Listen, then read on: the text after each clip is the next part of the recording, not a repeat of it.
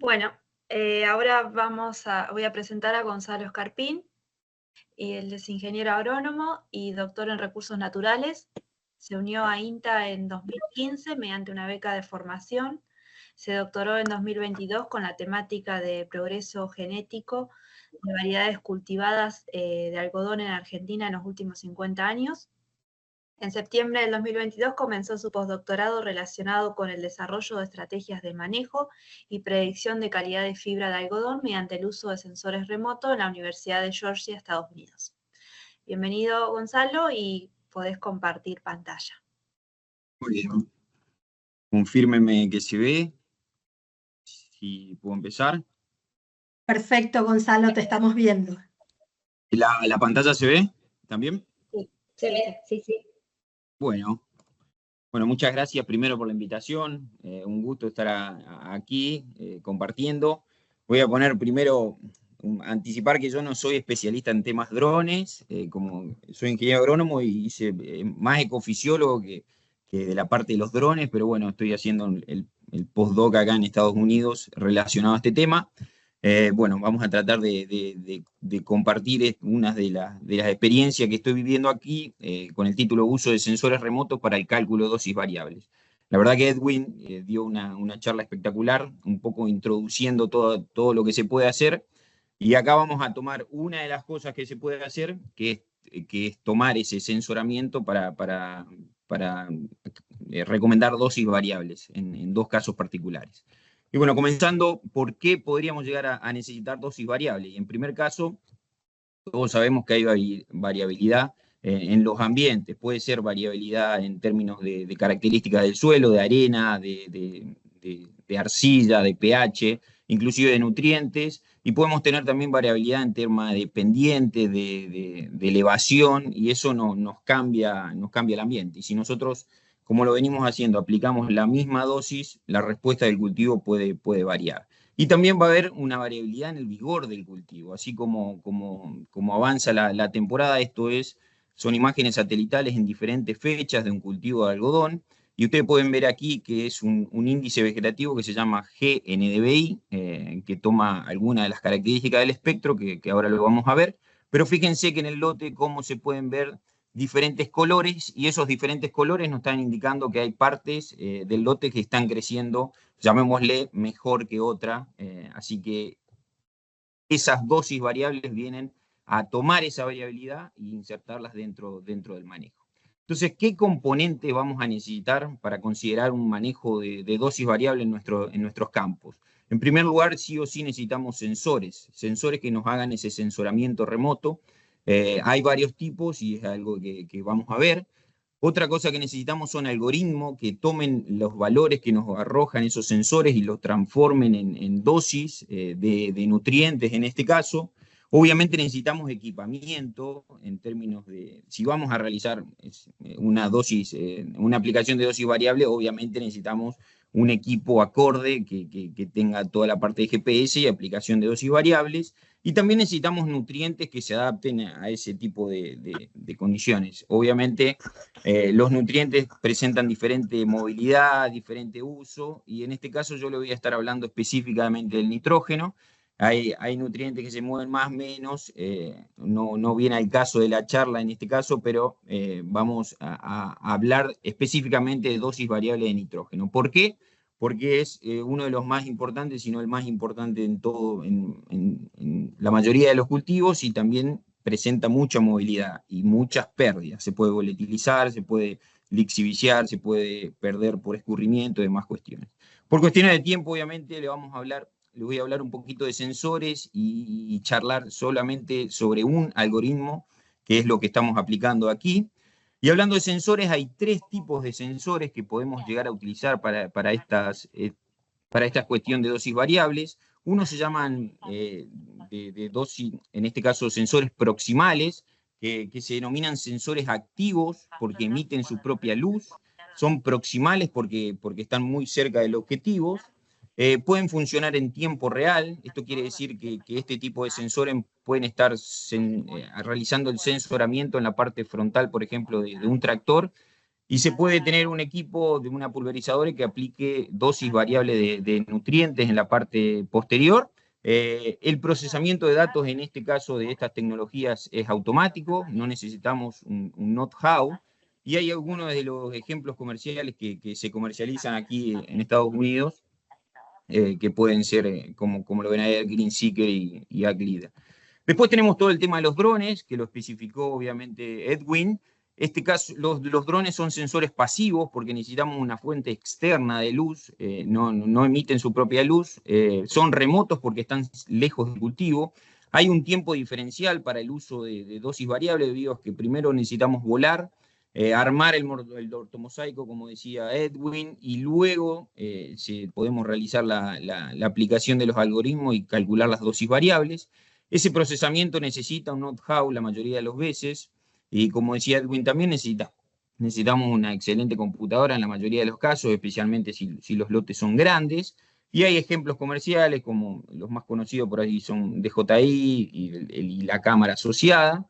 Y luego tenemos los satélites, que al igual que los drones son sensores pasivos, son remotos, también son diferenciales entre el vuelo y la aplicación de dosis variables.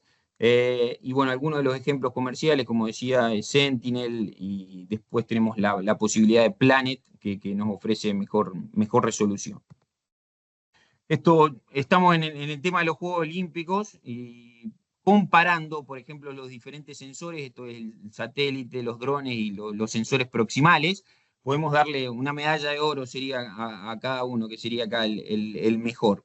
Disculpe que algunas cosas están en inglés, la verdad no me di cuenta de terminar de traducir todo, pero bueno, lo bueno de los satélites es que nos pueden escanear la mayor parte del espacio, debido a que obviamente están girando continuamente.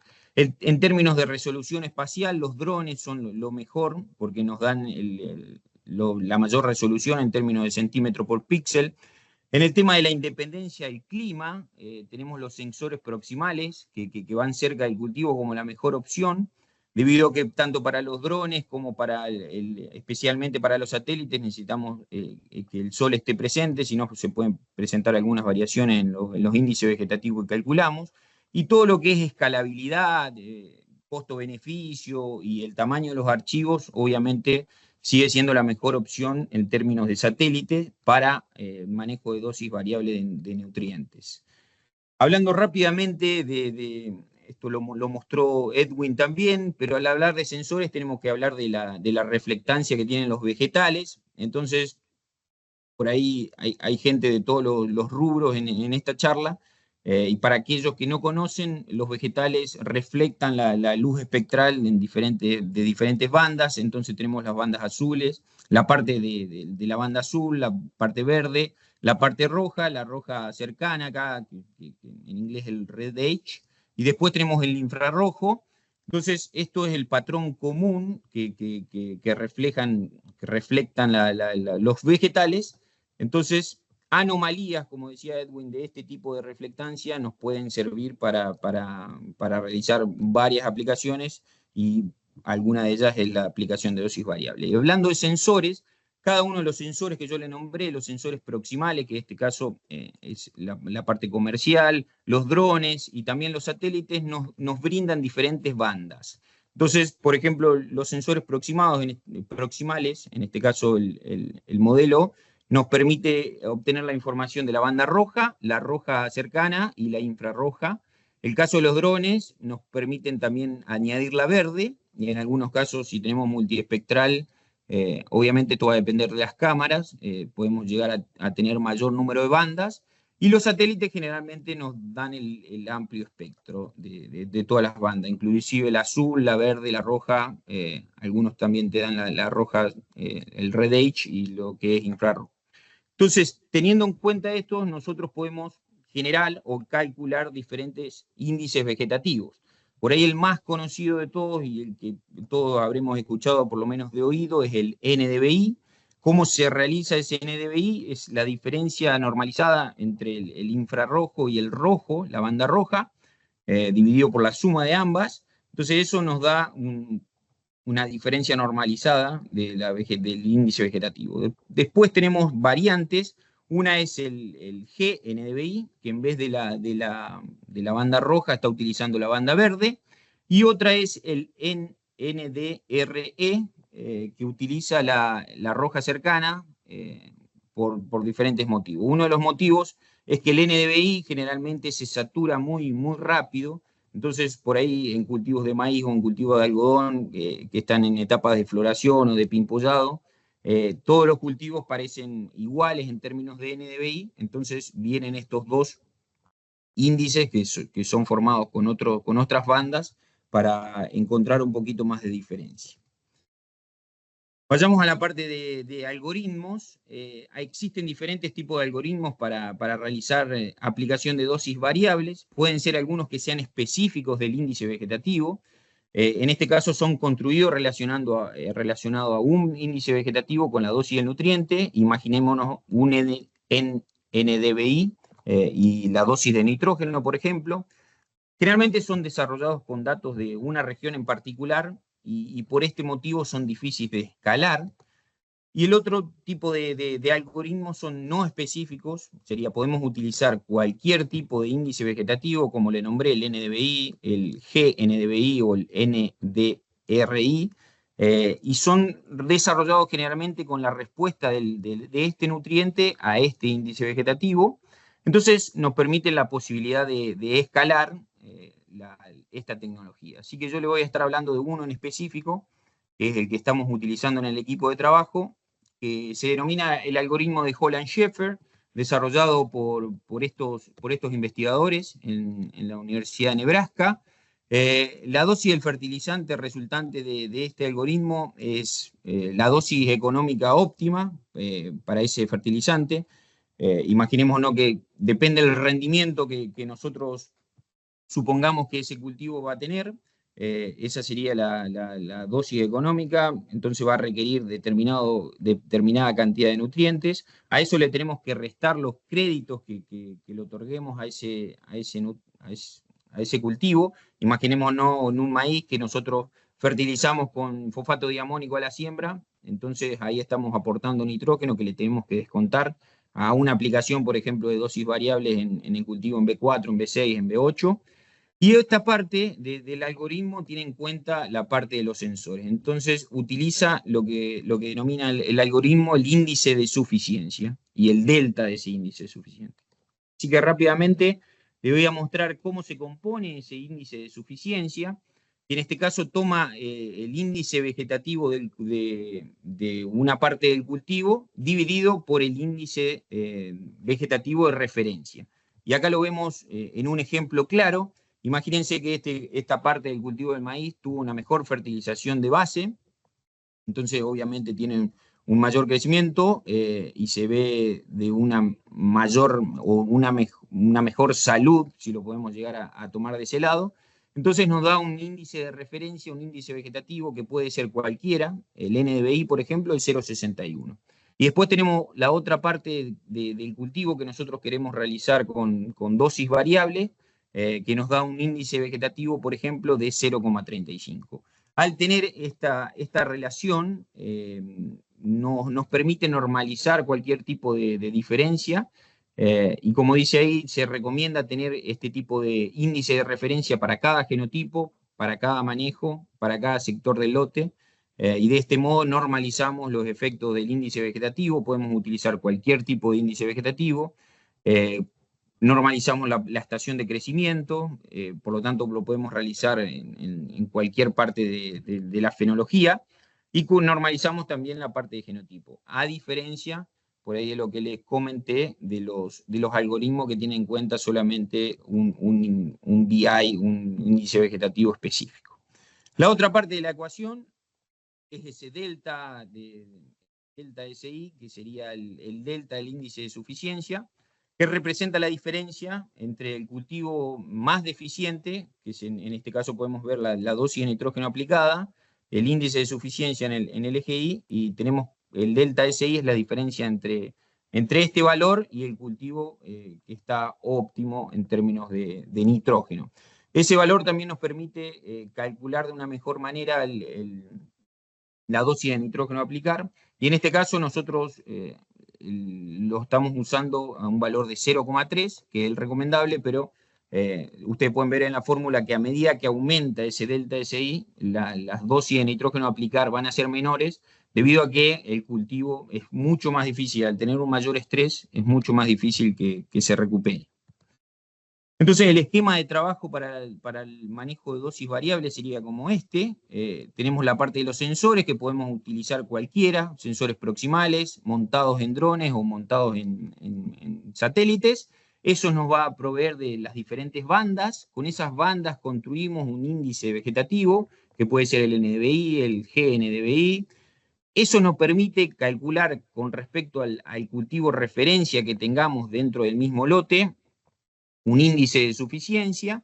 Ese índice de suficiencia junto con el delta lo metemos dentro del algoritmo en este caso de Holland-Schaeffer, y eso nos permite calcular la dosis variable del cultivo, dependiendo obviamente cómo se está registrando el crecimiento en términos de índice vegetativo.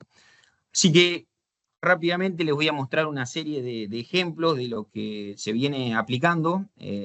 Como les decía, estoy en la Universidad de Georgia, en el Instituto de Agricultura de Precisión, en el laboratorio del doctor Leonardo Bastos. Ahí le dejé la página si alguien está interesado por ahí después en mirar otros proyectos o inclusive en mirar más datos de los que le voy a nombrar. Venimos realizando ensayos de dosis variable de nitrógeno en maíz y en algodón en distintas localidades del estado de Georgia. En algodón se realizan experimentos de dosis fijas de nitrógeno, las que utilizaría el productor o diferentes dosis de nitrógeno, contra lo que nos permite generar la dosis variable, gracias al sensoramiento remoto. Y en maíz se realiza exactamente lo mismo, añadiendo diferentes momentos de aplicación del nitrógeno y también diferentes divisiones entre la aplicación pre-siembra y post-emergencia. Así que les voy a comentar un poquito de estos resultados. Esto es el sector donde estamos ubicados. Esto es el estado de Georgia, en Estados Unidos, en el sur. La Universidad de Georgia del centro está en Athens, a 1 hora y media aproximadamente de Atlanta. Y tenemos ensayos tanto aquí como en el sur, la parte de Tifton, y toda la parte este, que sería desde Meadville, aquí Augusta, hasta Savannah. Hay ensayos de maíz y algodón en toda la zona. Las características del suelo pueden ver que es bastante arenoso, la capa superficial. Tenemos un buen porcentaje de arena. La mayoría de los lotes, el 90%, es irrigado con riego suplementario. Y el cultivo más importante en este estado es el algodón, seguido por el maní, y luego el maíz. Así que le voy a estar presentando los resultados. En el caso de algodón, estos son algunas de las fotos durante el cultivo, y esto es al momento de la cosecha. Ustedes pueden ver, al que no conoce el cultivo de algodón, por ahí lo está conociendo en fotos, y al que lo conocen pueden ver que los resultados son importantes. En este caso les voy a mostrar dosis fija de nitrógeno contra dosis variable de nitrógeno, usando un sensor activo, que es el caso del Crop Cycle, que es uno de los que podemos utilizar en sectores proximales, que es lo que le comenté. Y en este caso los tratamientos fueron, ustedes van a ver dos números aquí. El tratamiento es la aplicación en pre-siembra y después la aplicación durante el pimpollado del cultivo, durante el estado vegetativo del cultivo. Entonces podemos ver diferentes tratamientos: 0 más 0, 112 pre-siembra, 40 pre-siembra y 26 post-emergencia, 40 y 60 y así sucesivamente. Me quiero enfocar solamente en dos. Esta es lo recomendado por el estado de Georgia, por los técnicos de aquí, que es 40 kilos de nitrógeno en pre-siembra y 94 kilos en post-emergencia, en pimpollado. Entonces nos da un total de 134 kilos. Y lo que estuvimos realizando con la dosis variable de nitrógeno, escaneando el cultivo antes de la aplicación, el algoritmo nos tiró estas dosis. Ustedes pueden ver 4 puntos aquí porque son 4 diferentes repeticiones. Entonces el promedio de nitrógeno requerido según el algoritmo fue de 27 kilos, lo que hace un total de 66 kilos para este algodón, teniendo en cuenta las aplicaciones de preplantío. Así que la diferencia fue aproximadamente de un 50% menos, y en términos de rendimiento no se vio afectado, inclusive tuvimos una media un poquito superior, si nos centramos en solamente estos dos tratamientos. Entonces, la conclusión de este trabajo es que podemos reducir el 50% de la aplicación requerida del nitrógeno manteniendo el rendimiento, lo que obviamente tiene un impacto en lo que es la eficiencia en el uso del nitrógeno y lo que es la ganancia que puede llegar a tener el productor. Luego también hicimos un estudio de comparar las diferentes dosis que nos permite calcular esas dosis variables entre diferentes sensores. Como le decía yo, podemos tener sensores proximales, que en este caso es el crop cycle, que es el sensor proximal, con imágenes de drones, incluyendo los píxeles del suelo, extrayendo los píxeles del suelo, y también imágenes satelitales, que en este caso son de Planet, y ahí pueden ver las dosis que nos recomendarían los diferentes sensores. Este es el ejemplo que yo les presenté, y después tenemos que los satélites nos dieron la dosis más baja de nitrógeno recomendado, y hay una diferencia entre el dron, incluyendo los datos del suelo y excluyendo los datos del suelo. ¿Esto por qué se da esta diferencia? Porque si incluimos los datos del suelo, el índice, ya sea NDVI o NDRE, obviamente, al incluir el suelo, ese índice baja, entonces nos da una mayor diferencia con el índice de referencia y nos está recomendando una dosis un poquito mayor. En términos de índices propios, si comparamos usando el NDRE y el NDVI, obtenemos que el NDRE, teniendo en cuenta el rojo cercano, nos da un poquito más alta la dosis, porque como le comentaba, el NDVI tiende a saturarse, entonces nos recomienda una dosis un poquito más baja. Esta sería la dosis recomendada agronómicamente, luego de hacer la relación cuadrática entre el nitrógeno y el rendimiento. Pasamos a un ejemplo de lo mismo en términos de campo de productor. Acá pueden ver los diferentes tratamientos que se usaron, desde 0, 22 kilos de nitrógeno, 45, 67, 90 y dosis variable de nitrógeno en un campo de productor para aplicaciones post-emergencia. Y acá pueden ver los datos del GNDVI a través de Planet. Estos son datos con imágenes satelitales. Entonces, estas son las dosis calculadas de nitrógeno variable, teniendo en cuenta cada uno de los bloques. En este caso, utilizamos en 6 diferentes bloques que tenía el ensayo. Para tener ese índice de referencia, se usó el cuantil 95, la distribución del GNDVI, en cada uno de los bloques, obteniendo estas dosis de fertilizante. Y estas dosis ustedes pueden ver que van variando en la misma parcela por la capacidad de cambio que tiene esa aplicadora de fertilizante en el tiempo. Aquí quedaron unos plots de 50 metros aproximadamente para cada dosis variable. Esto es el resultado del rendimiento de algodón en ese lote. En términos de rendimiento, no conseguimos el rendimiento más alto con las dosis variables, con una diferencia de unos 50 kilos, pero sí en términos de beneficio por hectárea, teniendo en cuenta obviamente el costo del fertilizante. Y en términos de calidad de fibra, ustedes sabrán que el algodón tiene un montón de parámetros de calidad. Por cuestiones de tiempo no me voy a detener, pero las dosis variables también obtuvieron los mejores rendimientos en términos de calidad de fibra. Y rápidamente los resultados en maíz. Ustedes pueden ver el suelo aquí también, lo que es arenoso total y el tema de las piedras también. Y acá un ejemplo de cómo se ven las diferencias entre los cultivos bien fertilizados y no fertilizados para tener las diferencias. Y al igual que en algodón, acá se hace dosis variables contra dosis fijas de nitrógeno, con un rendimiento objetivo de 15.000 kilos, 15.700, lo que nos da un requerimiento total de nitrógeno de 336 kilos.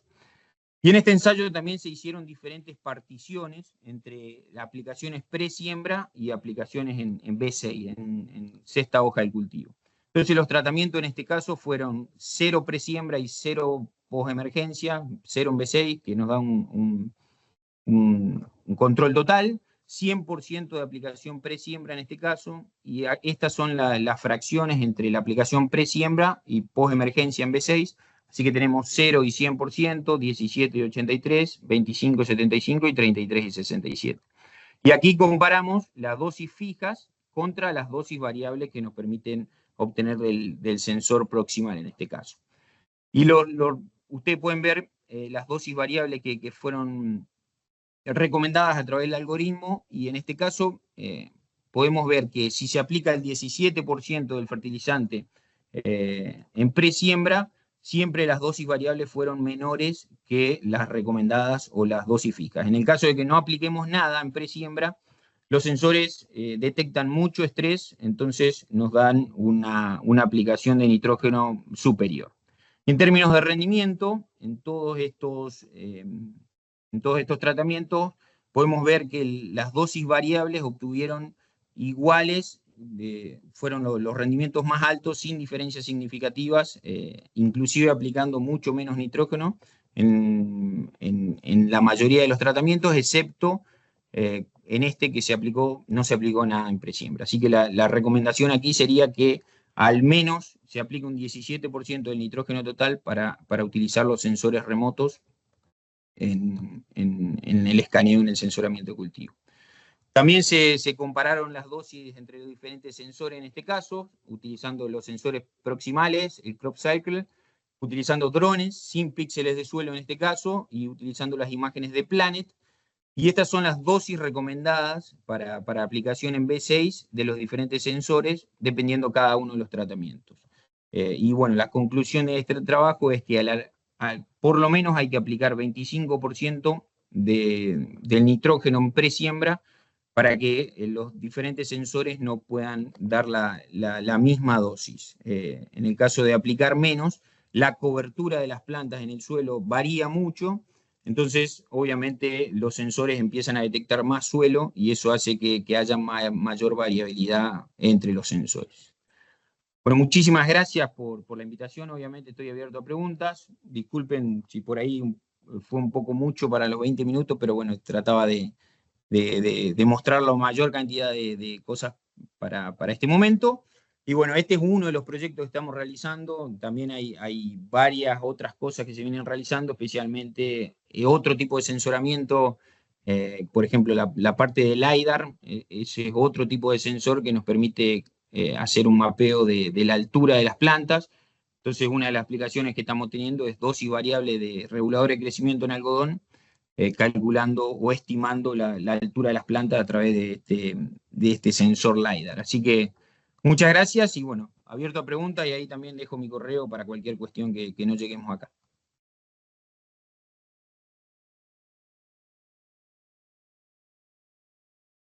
Gonzalo, bueno, en el chat tenemos 2 preguntas, ¿sí? Tenemos, digamos, tiempo para 2 preguntas. Una es la pregunta de Eduardo, que dice: ¿siempre se busca fertilizar las áreas con deficiencia para lograr una mayor homogeneidad en el cultivo? ¿O pueden tomar el criterio de no invertir en áreas con muy bajo índice de vegetación?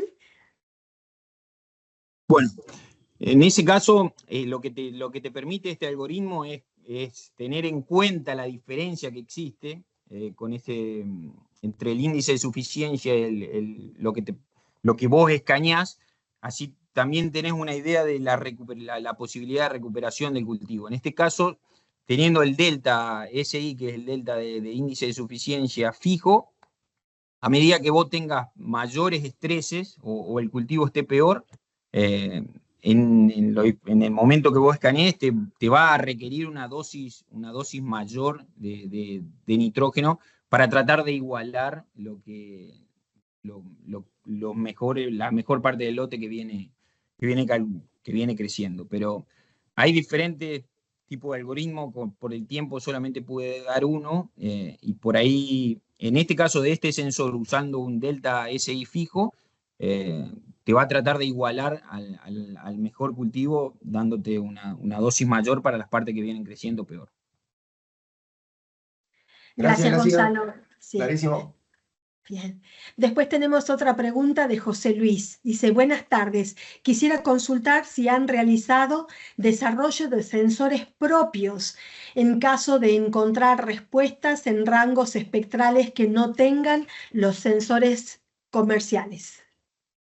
En este caso, en el grupo de trabajo que estamos nosotros, no estamos desarrollando ningún tipo de sensores y utilizamos los comerciales.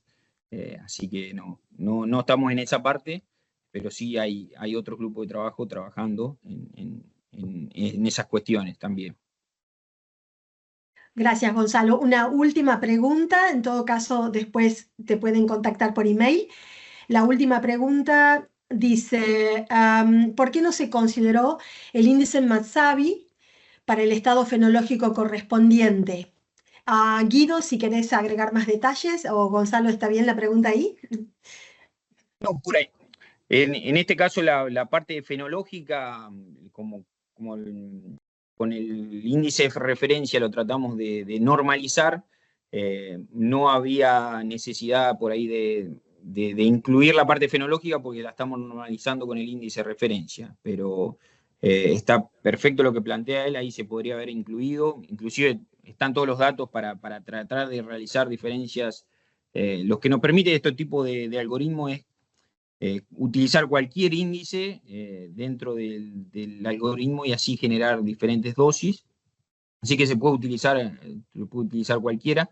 Y lo mejor es la parte aplicativa directa que tienen los productores esta parte. Así que los resultados importantes también que se están teniendo es que no tenemos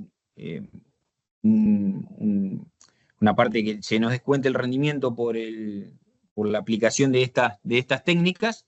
Y bueno, generamos un poco más de ingresos, obviamente, si tenemos el mismo rendimiento, aumentando la eficiencia en el uso del nitrógeno y la importancia que también tiene eso en la parte ambiental.